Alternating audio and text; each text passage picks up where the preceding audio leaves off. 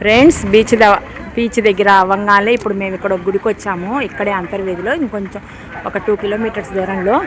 ఈ గుడి స్పెషల్ ఏంటంటే మన వివాహ సమయంలో అరుంధతి నక్షత్రాన్ని చూపిస్తారు కదా పంతులు గారు. ఆ అరుంధతి దేవి ఆలయం అన్నమాట. ఆంధ్రప్రదేశ్లో ఎక్కడా లేదు, ఇక్కడ ఒక్క చాటే ఉంది అరుంధతి ఆలయము. ఆ అరుంధతి ఆలయంలోకి ఇప్పుడు వెళ్దాము.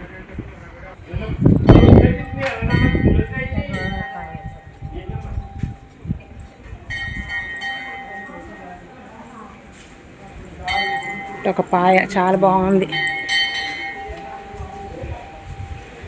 అటు ఇటు ఉన్నది, మధ్యలో గుడి. ఓకే ఫ్రెండ్స్, వీడియో తీయద్దన్నారు, ఇంకా లోపల గుడి. ఓకేనా, నేను ఫోన్ ఆఫ్ చేస్తున్నా. బోర్డు కూడా ఉంది. ఇది అరుంధతి నక్షత్రపు దేవాలయమే కాదు, వశిష్ఠ దేవాలయం కూడా అంట. ఆదికూర్మ క్షేత్రం అంట ఇది.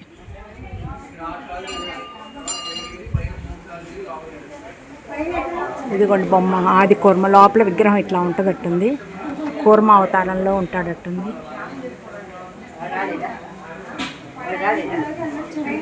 ఫ్రెండ్స్, ఈ లోపలేమో కింద కూర్మ అవతారం ఉంది. కూర్మ అవతారం మీద అమ్మవారు కూర్చొని ఉందన్నమాట. అది చూసుకున్నాము. ఈ లోపలేమో అరుంధతి దేవి దేవాలయం ఉంది.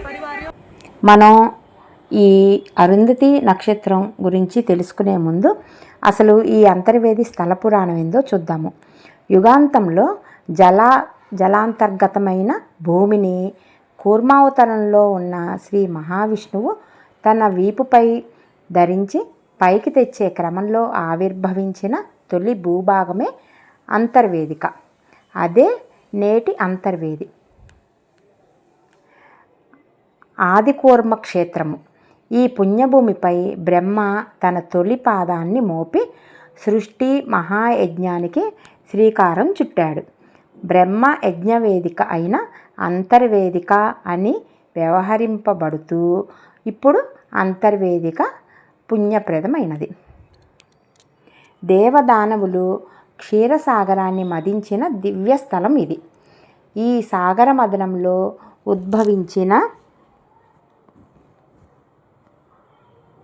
హాలాహలాన్ని పరమేశ్వరుడు కంఠంలో ఉంచుకొని నీలకంఠుడిగా ఈ క్షేత్ర పాలకుడిగా కొలువయ్యాడు. మీకు ఫస్ట్ గుడి చూపించా కదండి, ఆ గుడి. సప్త ఋషులలో అగ్రగణ్యుడైన వశిష్ఠ మహర్షి తపము ఒనరించి ప్రసన్నం చేసుకొని శ్రీ లక్ష్మీనరసింహస్వామిని కొలువు తీర్చిన దివ్యక్షేత్రము అంతర్వేది. శ్రీ వశిష్ఠ మహర్షి మునిమనవుడు శ్రీ వేదవ్యాసుడు. ఆయన తండ్రి శ్రీ పరాశర మహర్షి. ఆయన జన్మస్థలమే ఈ అంతర్వేది. శ్రీ వశిష్ఠ పరంపరలోని వందలాది ఋషీశ్వరులు మహనీయులు సంచరించి తపమాచరించిన శ్రేష్ఠ తపభూమియే ప్రస్తుత ఈ ఆశ్రమ ప్రాంతము. ఇప్పుడు మీరు చూసే గుడి అక్కడే క్షీరసాగర మదనం అనేది జరిగింది. చుట్టూరు వాటరు, మధ్యలో కూర్మము అంటే తాబేలు అన్నమాట. తాబేలు మీద అమ్మవారు కూర్చున్న క్షేత్రం ఇది. అసలు ఈ అంతర్వేది క్షేత్ర దర్శన ఫలము, ఈ అరుంధతి నక్షత్ర ఫలము చూద్దాము. ప్రపంచంలోనే విశిష్ట క్షేత్రమైన అంతర్వేదిని దర్శించడం వల్ల అనేక జన్మల పాపాలు హరిస్తాయి. ఈ క్షేత్రంలో 3 రోజులు గడిపితే మరింత మంచి జన్మలు ప్రాప్తిస్తాయని పురాణాలు పేర్కొంటున్నాయి. ఇచ్చట సప్త ఋషులు దర్శనం వల్ల ఆత్మవిశ్వాసం పెంపొందడమే కాకుండా శత్రుభయాన్ని జయించగల సామర్థ్యం సిద్ధిస్తుంది. కుటుంబంలో అన్యోన్యత వృద్ధి చెంది సుఖ సంతోషాలు వర్ధిల్లుతాయి.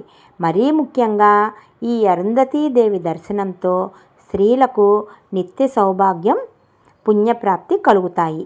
వివాహం కాని యువతీ యువకులు ఈ పీఠాన్ని సందర్శిస్తే యోగ్యమైన శుభ ఫలితాలు పొందుతారు. ఫ్రెండ్స్, అరుంధతీదేవి సప్త ఋషులు అందరూ ఇక్కడ నివసించిన ప్రదేశం అంట. చాలా బాగుంది వాతావరణం మాత్రం. అటు ఇటు నదిపాయ, మధ్యలో గుడి. ఇప్పుడు ఈ క్షేత్ర విశిష్టత ఏందో, ఈ అరుంధతి నక్షత్ర విశిష్టత ఏందో పంతులు గారు చెప్తారు. ఆయన మాటల్లో విందాము.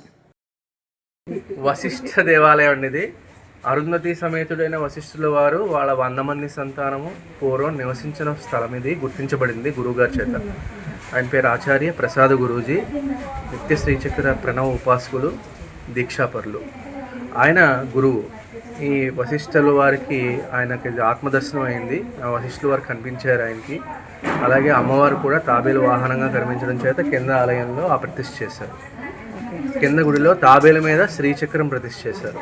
అది చిన్న పర్వతంలాగా ఉంటుంది, మరకతం, అది రాయి. ఇప్పుడు సముద్రాన్ని చిలికారు దేవతలు, రాక్షసులు. ఏ విధంగా జరిగింది అది? ఒక తాబేలు పర్వతాన్ని లేపి పట్టుకుంటే సముద్రాన్ని చిలికారు జరిగింది. మరి ఆ ప్రతిష్ఠ ఇక్కడ ఎందుకు చేశారు అంటే క్షీరసాగర మదనం కూడా అంతర్వేదిలోనే జరిగిందట పూర్వం, లక్షలాది సంవత్సరాల క్రితం. ఆ సంఘటనని బలపరుస్తూ ఈ ప్రతిష్ఠ చేశారు. ఈ గర్భాలయం లోపలికి ప్రవేశం ఉంటుంది ఎప్పుడు? ఉదయాన్నే 6:30కి పూజలకు వస్తేనే. మగవారు పంచా కండువ ధరించాలి, ఆడవారు మామూలే. పైన ముందు అరగంట పూజ ఉంటుంది. వినాయకుడు సప్తఋషుల్ని ప్రతిష్ఠ చేశారు. ఆ తర్వాత ఇక్కడ అభిషేకం 2:30 గంటల సేపు జరుగుతుంది. ఈ సమయానికి పూర్తవుతుంది. కంపల్సరీ మగవారు పంచకండువ ధరించాలి లోపలికి రావాలంటే, తెచ్చుకోవాలి. కొబ్బరికాయలు 6, పాలు లీటరు, పెరుగు 1/2 లీటరు, పంచదార పొట్లం, తేనె సీసా, గంధం, పూలు పండ్లు మీకు నచ్చినవి, అగరత్తులు, హారతి కర్పూరం, పసుపు కుంకుమ, నిమ్మకాయలు డజను, రామపాకులు. అమ్మవారు కాబట్టి తెచ్చుకోగలిగితే చీర జాకెట్టు, ఆవు నెయ్యి 1/2 కేజీ కానీ కేజీ కానీ ఇవి అవసరం అవుతాయి పూజకి. ప్రతిరోజు చేస్తాము. 3 గంటల సమయం పడుతుంది. 6:30కి రావాలి. పౌర్ణమి రోజు గురుగారు వచ్చి చేస్తారు స్వయంగా, నెల పౌర్ణమికి. ఏమైనా సమస్యలు ఉన్నా వారితో చెప్పుకోవచ్చు. అది ధ్యానంలో వారి సమస్యలు నివారణ చేస్తారు. చాలామందికి అట్లాగా చేయడం జరిగింది. పౌర్ణమికి విశేషంగా భక్తులు వివిధ ప్రాంతాల నుంచి వస్తూ ఉంటారు. ఈ అంతర్వేది పుణ్యక్షేత్రం ఇప్పుడు నరసింహస్వామి క్షేత్రము. ఎందుకు? నరసింహస్వామి వెలిసి ఉన్నారు, అది అందరికీ తెలిసిన దేవుడు పూర్వం నుంచి కూడా. కానీ ఆది కూర్మ క్షేత్రం అంట ఈ అంతర్వేది. పూర్వం ఆది కూర్మ క్షేత్రం అనబడే ఈ అంతర్వేది నేడు నరసింహస్వామి క్షేత్రంగా మారింది. ఆ విశేష ప్రతిష్ఠ ఇక్కడ చేశారు, కూర్మ ప్రతిష్ఠ.